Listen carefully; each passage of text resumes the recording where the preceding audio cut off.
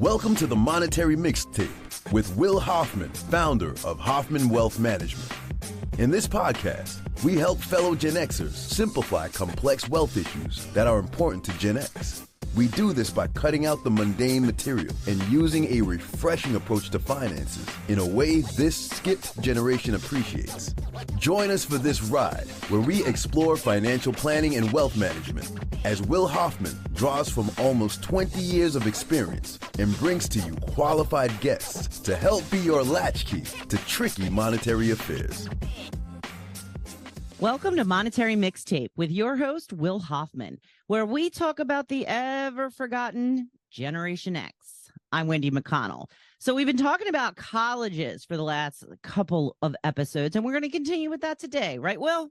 Yes, we're going to wind up our education planning and funding series with kind of, I don't want to say the boring stuff because this is what I do every day, but it's the ways to save for college, the different types of accounts you can use, the pros and cons of each, and maybe some things on how to make your decision there. We're going to recap a little bit about the things we did talk about over the last couple of episodes. Had some really high quality guests with some really, really good information that we want to recap quickly and go into the conversation about the types of accounts you can use. Okay, so what is it that we want to recap? Well, we had Tina Steele was our first guest from the FAFSA guru herself. And she kind of just, everybody had the same point: start early. And that was her message when it comes to the FAFSA. Start early. FAFSA? FAFSA is the free application for federal student aid. Okay, thank you. And you know how important that is to get a student or a financial aid package from a school or university. And it doesn't matter your income. Right. Everybody needs to fill this form out. Right. Let me rephrase that. It's not required. Everybody should fill this form out. Exactly. That way you know what you're eligible for. And if it's nothing, she's very instrumental in helping with the appeals process and getting the most from a school and a university. And it really tied into the guest. I'm going to skip around here for a second that we had last with Roger Laurel from the Collegiate Funding Solutions, which is our partner in helping families plan for education. They've built a great program that's a tremendous resource for our families and our clients to analyze what schools are offering what, how to use the aid package as a bargaining chip when it comes to, for lack of a better word, negotiating with the schools that your child would like to go to. And how to get the best aid package to try to leave school with the least amount of debt possible and to maximize your assets and how they're allocated and what you can do to get the most for your child when it comes to the price on an education. And then we had Jack Delahy, our admissions coach, and not just helping you save for or save on education, but how to pick a school, how to start putting that list together in your freshman year. And again, Jack's message: start early. Get started in this process as soon as you're a freshman, even if it's just starting with the list and where you'd like to go to school, the size of the school, not even necessarily the programs that you want to study. He did talk about the importance of being undecided and how that's not necessarily a negative and how to navigate that when you're filling out your applications. And it was a little surprising. He suggested having 8 to 10 schools that you apply to. Yes. Was a lot. Yeah, right. Because, like he suggested with his folks who are Gen Xers and like most of our experiences, we applied to 2. And we applied to 2 and we went to the one that we got into. And, it's a lot easier to apply now with electronic applications. And, that's why we only applied to 2. We had to handwrite every application and every essay. Right. And pay for it. And he did offer, if you check out the episode, he did offer a great tip when it comes to the application fee. So make sure you check that out in the episode with Jack Delahy, who, if you remember, he was doing something really awesome. He was going into the woods on a dopamine fast, just taking a notebook and some water and crackers and going to reset his mind. He has reported back. We're going to try to get him on another episode, but he's okay. He's made it out of the woods. He did say that it's a little dangerous where your thoughts go sometimes when you're that bored, but it's what's necessary sometimes to free our mind of some of the stuff that we have going on sometimes. Now he did this for 24 hours. 24 hours into a cabin in the woods in Colorado with a notebook to journal, water and crackers, and that was about it. So did he tell you any of the benefits he felt he received from doing that? Well, he just said it was a great reset for his mind. To kind of maybe work through some of the, and we're all at a place where our minds are occupied all the time. Yes. And with the enhancements of technology, we're never away from it. Nope. And it was nice for him he said, to just get away from all of that, reset his mind, come out of there with a clean slate and get after it and continue to grow his business. And both he and Tina, great folks to follow if you're in this education planning process. They both have tremendous programs that you can register for and work through to get the most out of your FAFSA, to get the most out of your college program or your admissions program and picking a school. My boys aren't to that point yet, but I know that we will be engaging them both when it's time. We're going to recommend to our clients that they engage them both and again, work through them because this is very important. It's a very important topic. We know that the burden of student debt is tremendous and it's a hot topic of conversation all the time. And when you're planning for this, so it's a way for us to help our clients and help Gen X families really get the most out of their dollars when it comes to education planning and setting their kids up for the future. So when we're talking about ways to save for college, when should we start to plan for that? Well, you're going to notice a common theme as early as possible, And some options you can start even before you have children that we'll get into here in a second. But it's kind of funny going over this before we get into the types of accounts and things, recapping like this. I don't know if you have the same memories that I do, Wendy, of growing up and your favorite sitcoms. They would always have these recap episodes.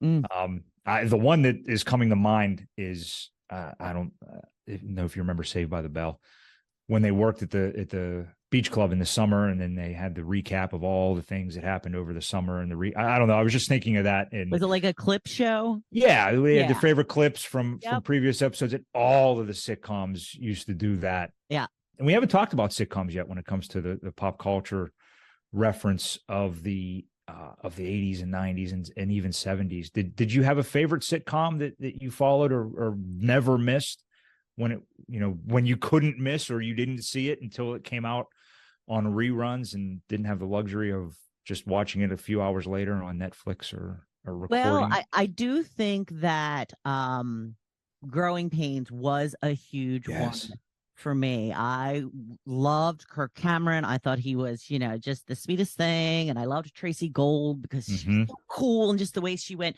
Madonna, in the beginning of that. Well, speaking of Kirk Cameron, what a talented family.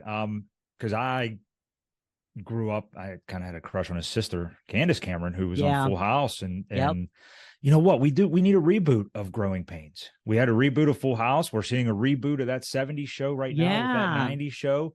Night Court has been rebooted. Yes. And the girl from Big Bang Theory is playing the judge now. Yes. You know, Melissa Roche. What would be a great reboot? What? And maybe we could finally get to the bottom of the most popular question of the 80s. Who's the boss? Who really was the boss? I think, I don't know. I think it was Mona. Mona was definitely running the show. You could think Tony, you could think Angela, but I think Mona was really the one who was in charge. Yeah, I might have to agree with you on that. Supposedly it was Angela, but Tony wasn't a very subservient employee. No, but I do think that a reboot of Who's the Boss or Alf, it'd be kind of nice to know what happened to Alf. He only had 4 seasons, and it'd be nice to know what happened to Do you know what Al's real name was? You remember that? No. Gordon Shumway. Okay, I do remember that now. Now that you say that. Hey, here's another really good one. Give Me a Break. Remember that show? Yes. Oh yeah, that was fun. That was fun.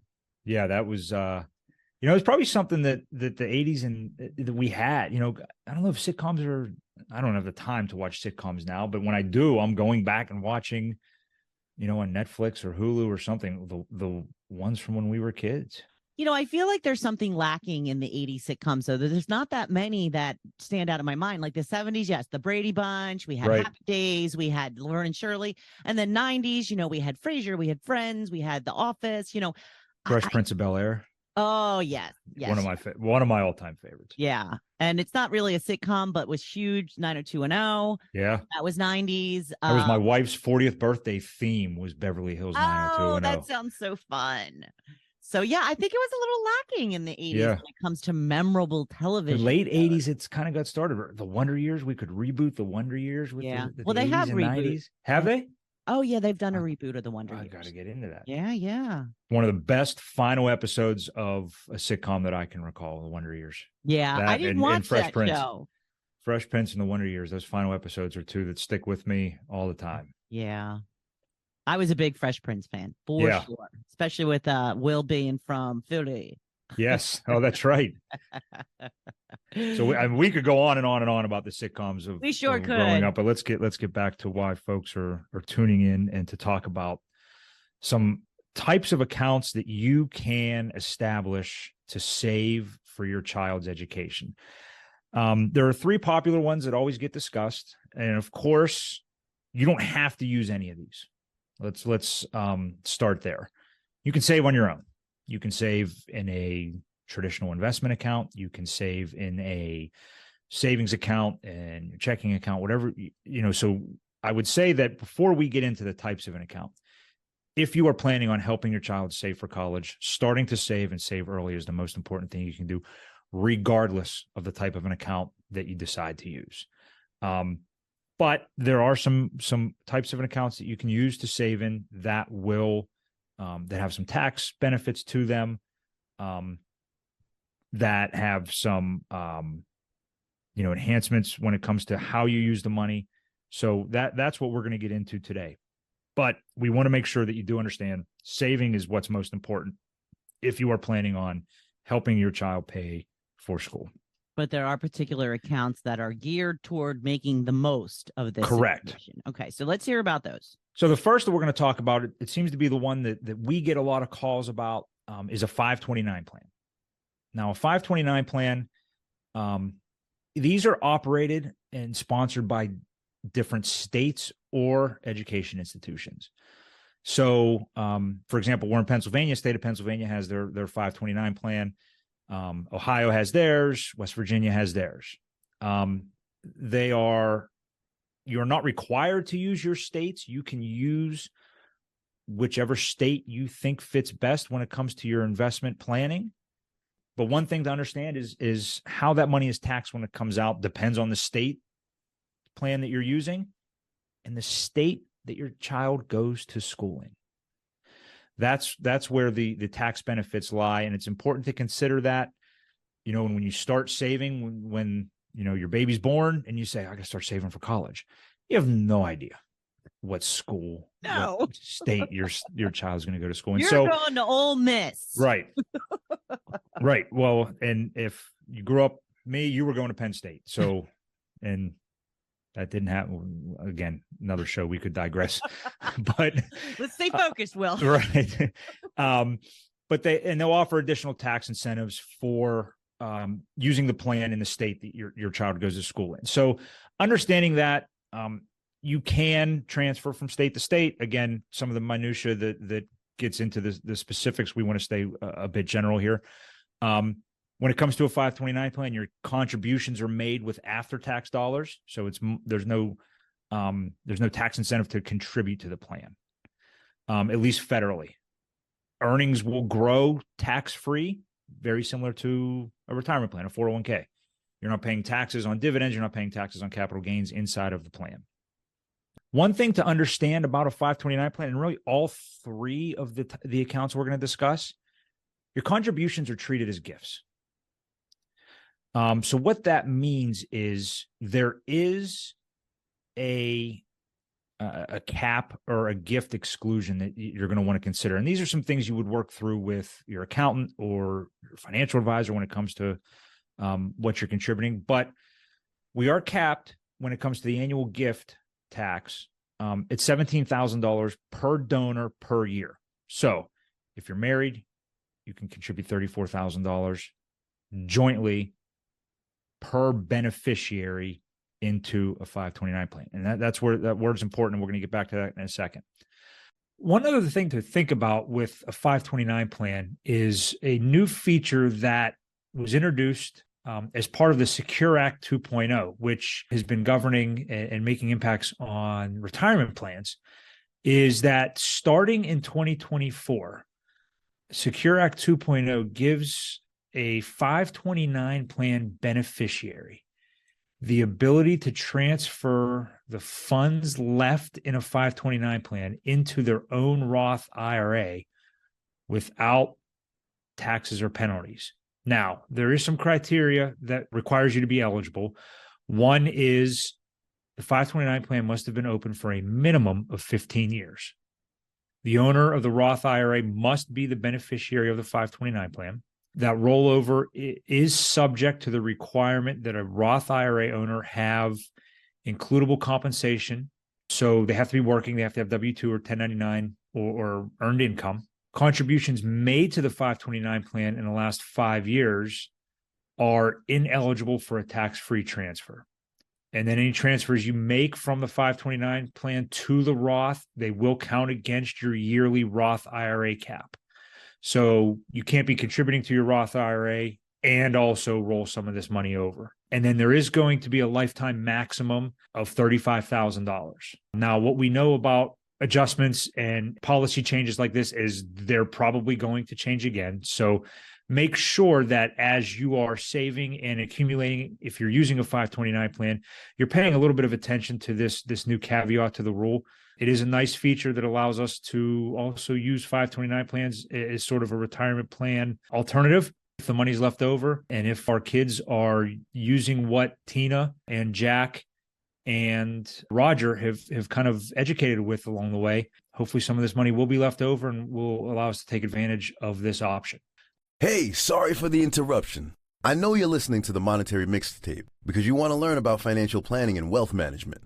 If you have any questions at the end, please head over to www.hoffmanwealth.com or look in the show notes to schedule a call with us. So you can gift up to 5 years in advance. So $85,000 per person or $170,000 if you file married, filing jointly, and treat it as a gift. So there are some gift exclusions that can be confusing. It's something to make sure that you're working through with your tax consultant and your financial advisor. 529 plans become tremendous estate planning tools for older generations. So Gen X, if your parents are trying to look at some estate planning options and you have kids that are you're saving for, have a conversation about a 529 plan. It's a way for them to gift money to help with their estate process and help future generations. So it's something to consider as well. That's great. I mentioned that beneficiary was an important word there. This is when I mentioned this is the type of an account that you could even start saving in before you have children. Okay. Because you can change the beneficiary on a 529 plan. So, for example, Wendy, if you wanted to start saving before your kids were born, you could make yourself or your spouse the beneficiary, put money into the 529 plan, then change the beneficiary when it's time to transfer the funds or pay for the school. Okay. They are you do get the tax-free distributions when the withdrawals are for qualified expenses. So tuition, room and board, fees, books, computers, anything related to schools, to special needs, to room and board. That does also include off-campus housing. So you have to be, I believe you have to be a part-time student, or at least half-time student if it counts for off-campus housing. Withdrawals are also allowed for qualified K through 12 in some states. So if you're paying for private elementary, private high school, those 529 plan distributions can be used there also in some states. Make sure you're checking with your state plan or the state plan that you're using. Any non-qualified withdrawals will be subject to federal tax and a 10% federal tax penalty as well. So then whatever state and local tax that you have to deal with. So you're going to want to make sure you work through that if you have a 529 plan, and FAFSA Guru and Jack Delahy get you to a place with low college expenses or a scholarship, and you work through our program through the Collegiate Funding Solution. There may be some tax benefits. Again, probably something you're willing to pay to lower the price on school. So it's something to make sure you understand. Okay. No age restriction unless it's imposed by the 529 plan. And again, one thing to understand here with the 529 plan, every state's plan is different. So you're going to want to make sure that you're analyzing the plan of the state that you live in. Some of the things we talked about may not be available. There may be other benefits that aren't available. We're being very general when it comes to a 529 plan because they're so unique based on the states that they're offering. The investment options are different in each one because they're controlled by the state. So make sure that you're analyzing them, comparing state by state, working through. When we work through this with our clients, we're comparing multiple state plans and trying to analyze what the best is for our client situations. Okay. So tell me about the other plans. So another one is a Coverdell Education Savings Account. I guess the best way to compare this is 529 plan is very similar to our 401k.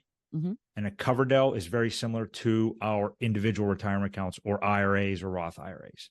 In that, in the Coverdell account, you aren't limited based on program rules. You aren't limited based on state guidelines or state investment options. You can invest in whatever you want. So it doesn't have to be specifically used for school. Well, no. When I say invest, you can pick your own portfolios or your own investments inside a Coverdell account. Okay. In a 529 plan, you get a menu of investment options based on the state program that you're using. Okay. So again, like the 529, contributions are made with after-tax dollars. Earnings are growing tax-free, and they come out federal tax-free when they're used for qualified education expenses. Contributions, again, treated like gifts. And even though the gift exclusion applies, one little caveat to a Coverdell account is you're capped at $2,000 a year. Very, very low threshold of what you can put into a Coverdell IRA or a Coverdell Education Savings Account. Okay. Withdrawals, again, qualified withdrawals are tuition, room and board, books, fees, supplies, equipment. Withdrawals also can still be used for K through 12 education. And any non-qualified withdrawals are subject to the same taxes. Beneficiary can be changed to another member of the beneficiary's family, just like the 529 plan, excuse me. The one difference is contributions can only be made until the beneficiary reaches age 18. And after that, the account must be distributed 30 days after the beneficiary reaches 30. So there's an age range that you have to go to school or use the money by, which is a little different than the 529 plan. Gotcha. Okay. And one thing to know about the Coverdell, there are income phase outs. So high net worth, high income earners, if you're earning over $190,000 in a household, you're going to start being limited on how much you can put into a Coverdell. And then if you're earning over $220,000, you can't put anything in. So there are some limitations to who can put into the Coverdell. Again, most important is to get professional advice, work through your financial advisor, work through your accountant to make sure that you're qualifying for the plan. Okay. So what is the last? So the last is depending on what rule your state uses, is either what's called the Uniform Gift to Minors Account or Act and the Uniform Transfers to Minor Act. So either an UGMA or UPMA for short. And again, it all depends on which state term or which term your state is comfortable with or requires you to use. Again, contributions made with after-tax dollars. The difference with these types of accounts, though, is they could be taxed. That all depends on your tax situation. It depends on your child's tax situation, because this is a gift. This is the child's money. There's going to be a guardian or custodian that makes decisions until either 18 or 21 or 23, again, depending on what the state rules are. But this is the child's money. The reason that's important to say is if the law in your state is 18, at 18, you have a freshman in college, that this is now their money. So you can't get back from them. Correct. Now, all the Gen X parents I know doing a high quality job know that the kids are going to use the money the right way. But just to make sure you understand, this is the child's money once they hit the age determined by either the UGMA, Uniform Gift to Minors Act, or the UTMA, Uniform Transfer to Minors Act law in your state. All the annual gift exclusions still apply. So it's $17,000 per donor or $34,000 if you're married filing jointly. Taxed, and this is taxed, again, based on you or your child's individual tax situation. So there's not a ton of opportunity for tax deferral. What there is a lot of flexibility. No restrictions on what the distributions can be used for. So if you get a scholarship, if you get an athletic scholarship, if you qualify for a lot of merit aid, use the Collegiate Funding Solution Program and are able to find a score university that is a buyer and offering a lot of financial aid in the package. Now the limit, there's no limits on or taxability to what you take this account out for, or take the funds out of the account for. So want a car, want to travel to Europe on spring break, want to save it to use to buy a house when they're 30. There's no restrictions to what happens with this money. One thing, and this is an important thing to understand for the guardian or the custodian or the one making the decisions, the funds must be used for the benefit of the minor once they go into the account. So there's an element of fiduciary responsibility for the custodian or the guardian in this case. Have to be used for the benefit of the minor until they reach age of majority. And this is the account, the beneficiary cannot be changed. So once the gift is made and once it's in the child's name, that's their money. Wow. Custodianship terminates when the beneficiary reaches the age, again, depending on state law, either 18 or 21. So no income restrictions. Anybody can open this account. Anybody can gift to the account. But again, it's a popular account to be used because of its flexibility, and because of the options that exist there. And what we do know about Gen X is we do like to keep our options open. We do like flexibility, and we do like to be as mobile as possible. So as with most things, right, which savings account you prefer or choose to use will be highly determined by what your specific situation is. Yes. To generalize and ask which account should I use, it involves a lot more conversation than just listening to this podcast, right, or than just watching a YouTube video, or doing your own independent research. Yeah. Make sure you're understanding the benefits, the pros and cons of each, and making your decision from that. So if people do have some questions that they want to ask you, Will, how do we get in touch? As always, HoffmanWealth.com is our website. There's a link right there that says Let's Talk. You can fill that out. It comes right to my inbox, and we can schedule a call. There's an opportunity right there to schedule a call that fits your schedule and ours. We're very active on LinkedIn. Feel free to message me there and ask a question. You can always call the office, number 724-522-5411. And me or my assistant Katie can schedule some time or have a in-depth conversation with you there. All right. Sounds good. Well, thank you for joining us today on Monetary Mixtape. Please like, follow, and share this podcast with your friends. Until next time, I'm Wendy McConnell. don't bounce just yet. The street lights haven't come on. Thank you for listening to the Monetary Mixtape Podcast. If you thought this episode was dope, then click the follow button to be notified when we drop a new episode. Visit our website at hoffmanwealth.com or give us a call at 724-522-5411. And don't forget to click the follow button to be notified when new episodes become available.